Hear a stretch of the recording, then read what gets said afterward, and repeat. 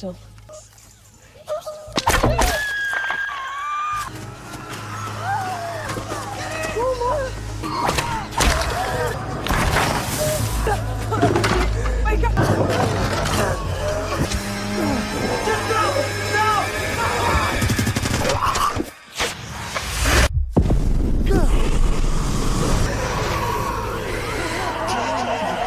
The movie begins in the Scottish Highlands where a group of children watches Teletubbies inside a house.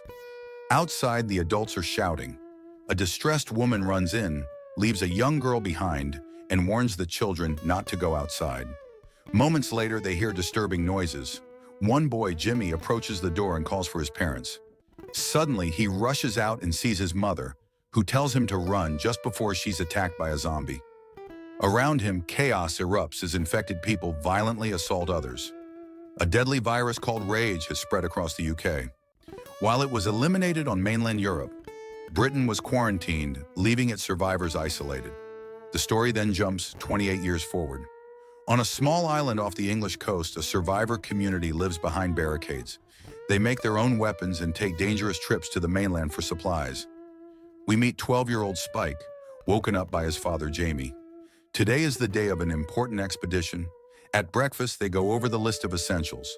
They eat eggs and bacon, an uncommon meal in their world. Suddenly, they hear a crash upstairs. Jamie and Spike rush up to find that Spike's mother, Isla, has dropped a glass.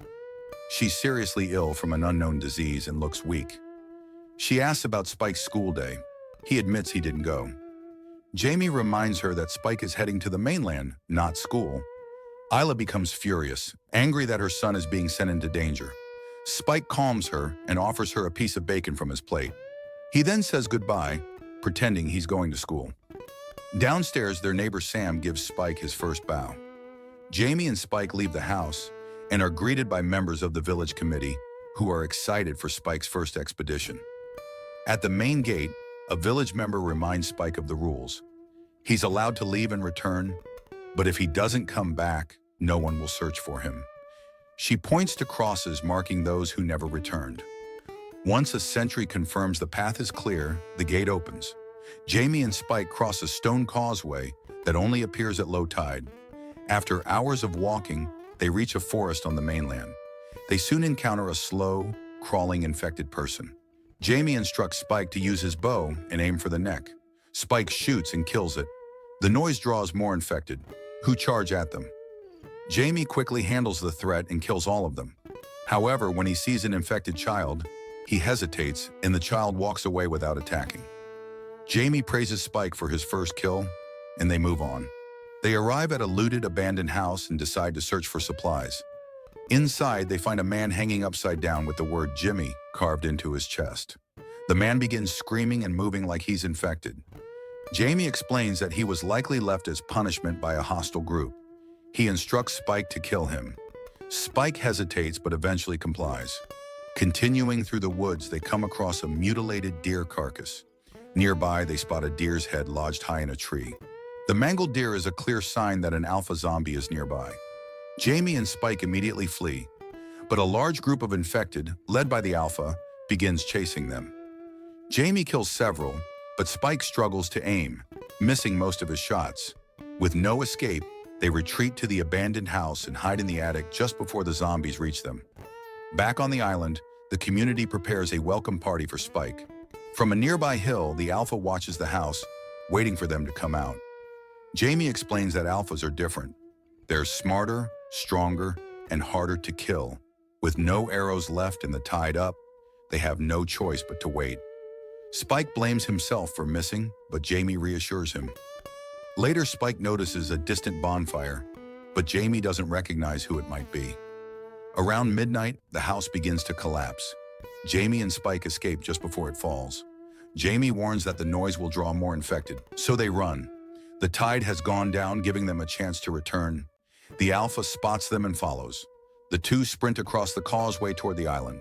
The villagers wake up and fire arrows at the alpha. Most shots fail, but a flaming bolt finally kills it. Jamie and Spike reach the gate, and after confirming they aren't infected, they're let in. The community throws a celebration for Spike's return. Jamie exaggerates his son's success, and the villagers drink and dance. Spike is pressured into drinking. When he steps outside to throw up, he sees Jamie sneaking off with another woman, making him feel guilty for his mother. Spike returns home and wakes Sam, who is staying to care for Isla. Spike admits that Jamie exaggerated their achievements and lied about the bonfire. Sam suggests the fire might belong to Dr. Kelson, a doctor he believed was dead. He explains Kelson was known for strange behavior, and if he's still alive, he might be the key to helping Isla. Spike realizes Jamie has been hiding the truth about Kelson and any potential cure. After sending Sam home, Spike lies beside Isla. The next morning, Isla wakes up still sick, and Jamie returns with a hangover. While Jamie prepares breakfast, Spike confronts him about Kelson. Jamie explains that years ago, they found Kelson dragging dead bodies into ritual patterns. The villagers considered him dangerous and haven't returned to that area in 15 years. Spike insists on finding Kelson, but Jamie refuses. Frustrated, Spike accuses Jamie of not caring about Isla and cheating on her. Jamie slaps him, and Spike runs to comfort Isla. When Jamie enters, Spike pushes him away and threatens him with a pocket knife. Jamie disarms him, but calmly returns the knife and walks out. Later, Spike sets fire to the supply barn and alerts the villagers. While the guards respond, Spike tells them he'll stay at the outpost. He uses the distraction to take Isla away, telling her they're just going to the beach. Hours later, Isla realizes they're on the mainland and panics. But Spike assures her they're looking for a doctor. They find an abandoned tower and decide to rest. Spike puts Isla to bed and stays on watch, but eventually falls asleep. While he sleeps, a slow-moving infected crawls toward him. The next morning, Spike and Isla wake to find a dead zombie in front of them. A flashback reveals Isla killed it during the night while it attacked Spike, though she doesn't remember doing it. Elsewhere, a group of soldiers is ambushed by a horde of infected led by a feral alpha. The soldiers fight back, killing many, but several are overwhelmed, killed, and quickly turned. The few remaining survivors retreat to shelter. The alpha follows and attacks again, killing everyone except one soldier who manages to escape. Near a river, a group of infected gather and attempt to wash themselves. Among them is a heavily pregnant female. Meanwhile, Spike and Isla continue their journey, but Isla's condition worsens. She becomes disoriented, hallucinates, and begins mistaking Spike for her father. Her nose starts bleeding, and Spike wipes it away. Suddenly, a weak zombie approaches. Spike kills it with an arrow, but the noise draws more infected, forcing them to flee. They reach an abandoned gas station, but the air inside is filled with fumes. Several zombies burst in. Just as they are about to be attacked, the surviving soldier from earlier arrives. He uses a flaming weapon to burn the infected, giving Spike and Isla a chance to escape. The soldier introduces himself as Eric, a Swede. Spike tells him Isla is sick, and they're looking for a doctor. Eric lifts Isla and explains that he ended up in the UK after his naval patrol's boat sank. He says the entire island is quarantined, and once someone arrives, there's no leaving. While traveling, they hear screams nearby. Isla investigates and finds an old train with the infected pregnant woman inside. Spike tries to attack her, but Isla stops him and helps deliver the baby. The woman gives birth to a healthy child before falling unconscious. Suddenly, she lunges at Isla, forcing Eric to kill her.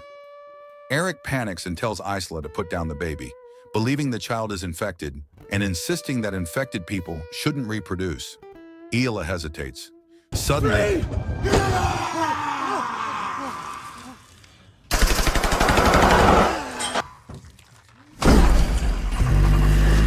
Alpha. Run, Mom!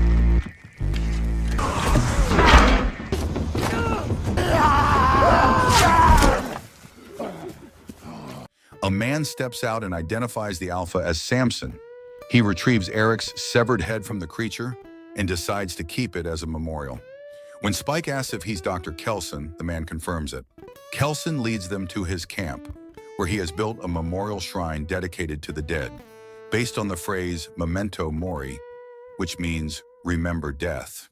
Spike sees a large tower of skulls Kelson calls the Bone Temple. Kelson burns the flesh off Eric's head and asks Spike to add the cleaned skull to the display. Kelson then examines the baby and confirms she is healthy, likely protected by the placenta during pregnancy. He asks why they've come, and Spike tells him about Isla's condition. That evening, Kelson examines Isla and diagnoses her with cancer. He explains it has spread too far to be treated. Spike pleads for help, but Kelson says nothing can be done. Isla accepts the diagnosis. Isla tells Kelson to help end her suffering. Kelson and Isla exchange a glance, and Kelson fires a tranquilizer dart at Spike, paralyzing him. Kelson explains that peaceful death is sometimes the best option. Isla says goodbye to her son, tells him to stay with the baby, and Kelson euthanizes her. Later, Kelson gives Spike his mother's skull and instructs him to place it in the bone temple. Spike climbs the structure and places the skull at the top as the sun rises. The next morning, Samson returns and attacks. Kelson and the children retreat into a bunker, but Samson breaks in and attacks Kelson. Spike uses the sedative on Samson, bringing him down. Kelson thanks Spike and tells him it's time to return home with the baby. 28 days later, the village discovers a young girl crying at the gate with a note beside her. The note is from Spike. He explains that he has found Dr. Kelson, who turned out to be sane and helpful.